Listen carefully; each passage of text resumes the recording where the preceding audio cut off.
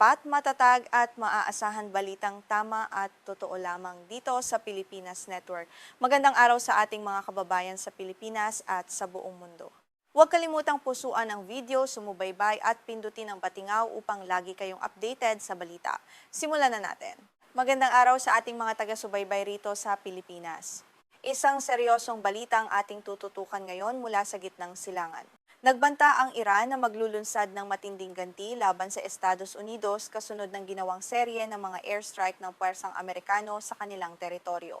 Ayon sa pamahalaan ng Iran, tahasang nilabag ng Washington ang kasunduan sa tigil putukan na nauna ng pinagkasunduan ng dalawang bansa. Sa isang opisyal na pahayag ng Qatam al-Anbiya Central Command, ang pinakamataas na sangay ng militar sa bansa, kinumpirma nilang hindi tinupad ng puwersang Amerikano ang kanilang mga commitment sa kapayapaan.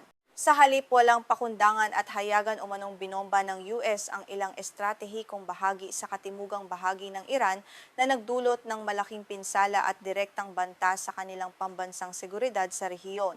Idiniin pa ng militar ng Iran na ang taming ligtas na ruta para sa lahat ng mga barkong dumadaan sa Strait of Hormuz ay ang mga linyang itinakda lamang ng kanilang pamahalaan.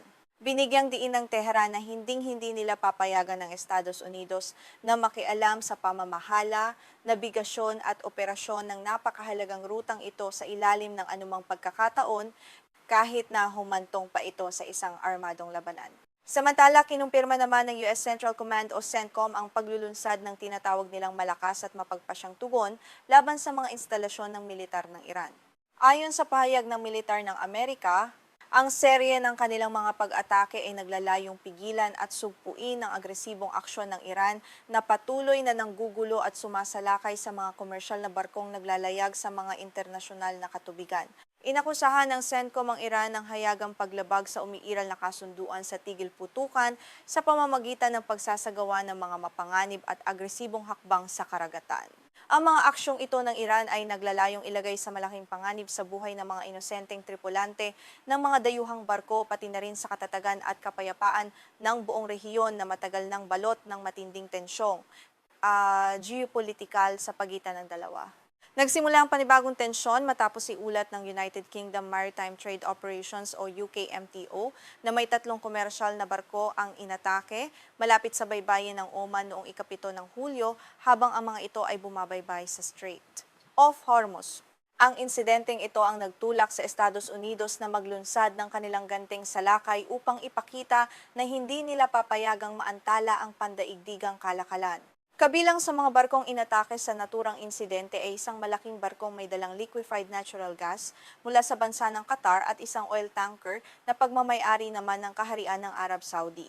Ang pag-atake sa mga barkong ito ay nagdulot ng matinding pangamba sa pandaigdigang merkado ng enerhiya dahil sa banta ng pagkaantala ng supply ng langis at gas na maaaring magpataas ng presyo ng krudo sa mundo. Agad namang nagpahayag ng matinding pagkondena ang pamahalaan ng Qatar at Saudi Arabia laban sa mga aksyong ito ng Iran.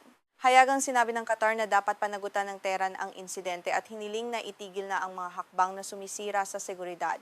Ang Saudi naman ay nanawagan sa internasyonal na komunidad na protektahan ang kaligtasan ng pandaigdigang nabigasyon at tiyakin ang kaligtasan ng mga supply ng enerhiya. Sa kabila ng mga seryosong akusasyon mula sa iba't ibang bansa, hindi formal na kinumpirma o itinanggi ng Iran kung sila nga ba ang nasa likod ng mga pag-atake sa mga dayuhang barko sa Oman. Sa halip na sumagot ng direkta sa mga alegasyon, muling iginiit ng Tehran ang kanilang ganap na kontrol, jurisdiksyon at autoridad sa buong kahabaan ng Strait of Hormuz na itinuturing nilang mahalagang bahagi ng kanilang teritoryo.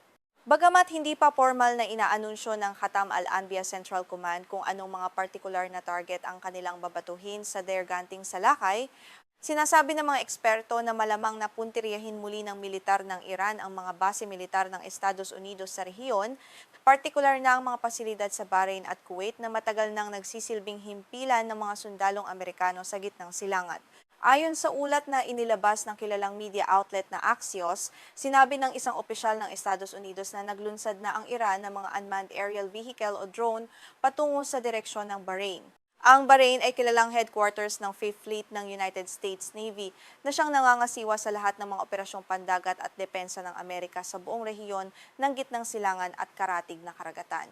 Ilang mga lokal na ahensya ng balita ang nagulat din na may mga narinig na malalakas na pagsabog sa ilang bahagi ng Bahrain kasunod ng ulat ng pagpapalipad ng mga drone ng Iran sa lugar.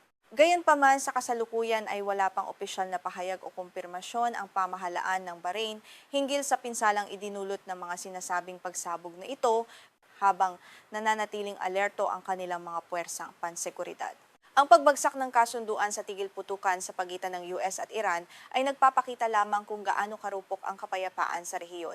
Ang bawat panig ay may kani-kanilang bersyon ng katotohanan, kung saan sinasabi ng Amerika na ipinagtatanggol lang nila ang malayang kalakalan, habang iginigiit naman ng Iran na ipinagtatanggol nila ang kanilang soberanya laban sa panghihimasok ng dayuhang puwersa sa kanilang sariling bakuran. Dahil sa mabilis na pag-init ng tensyon, labis na nababahala ang mga ekonomista sa Pilipinas at sa buong daigdig tungkol sa posibleng pagtalon ng presyo ng petrolyo. Ang Strait of Hormuz ay itinuturing na pangunahing daanan ng supply ng langis sa buong mundo at ang anumang digmaan o kaguluhan dito ay direktang magpapahirap sa mga mamamayan dahil sa inflation at pagtaas ng presyo ng mga pangunahing bilihin natin. Ang Strait of Hormuz ay isang makipot ngunit napakahalagang daanan ng tubig kung saan dumadaan ang halos ikalimang bahagi ng kabuuang supply ng langis sa buong daigdig araw-araw. Ito ang pangunahing dahilan kung bakit napakahalaga ng kontrol sa lugar na ito. Ang pagbabanta ng Iran na harangan ang daanang ito ay isang malakas na leverage na ginagamit nila upang takutin ang mga bansang kanluranin at makuha ang kanilang gusto. Hindi na bago ang hidwaan sa pagitan ng Washington at Tehran, ngunit ang kasalukuyang serye ng mga palitan ng putok at pag-atake gamit ang mga drone ay nagpapakita ng mas mataas na antas ng panganib ng malawakang digmaan. Sa nakalipas na mga taon, ang mga proxy war at direktang engkwentro ay nagdulot na ng matinding pinsala, ngunit ang tuwirang pag-atake sa mga komersyal na barkong ay nagpapalala sa sitwasyon ng kalakalan. Ang mga bansa sa Gulf Cooperation Council o GCC ay nagpahayag din ng matinding pagkabahala at kasalukuyan ng nagpupulong upang talakayin ang mga karagdagang hakbang sa seguridad. Nais nilang tiyakin na hindi madadamay ang kanilang mga ekonomiya at infrastruktura sakaling tuluyang sumiklab ang isang malawakang digmaan sa pagitan ng dalawang makapangyarihang puwersa na kasalukuyang nagbabangayan sa kanilang pintuan. Mula sa United Nations hanggang sa iba't ibang bansa sa Europa, patuloy ang panawagan para sa de-escalation o pagpapahupa ng tensyon sa lalong madaling panahon. Hinihimok ng mga pinuno ng daigdig ang magkabilang panig na bumalik sa hapag ng negosasyon at iwasan ang mga unilateral na aksyong militar na maaring magbunga ng isang hindi makontrol na krisis sa ekonomiya at seguridad na mararamdaman sa buong mundo. Sa mga susunod na araw, inaasahang magiging napaka-kritikal ng sitwasyon habang naghahanda ang Iran sa their ipinangakong ganting salakay. Kung magpapatuloy ang pagpapakawala ng mga drone at missile, maaaring mapilitan ng Estados Unidos na maglunsad ng mas malalaki at mas mapanirang operasyon na magdadala sa buong rehiyon ng Gitnang Silangan sa isang mas madilim at lubhang mapanganib na yugto ng armadong bakbakan. Mananatili kaming nakatutok sa mga susunod na kaganapan sa Gitnang Silangan dahil ang bawat galaw doon ay may direktang epekto sa presyo ng bilihin dito sa ating bansa. Ito ang inyong news anchor na nag-uulat at naghahatid ng mga pinakasariwang balita mula sa iba't ibang panig ng mundo upang panatilihin kayong mulat at ligtas.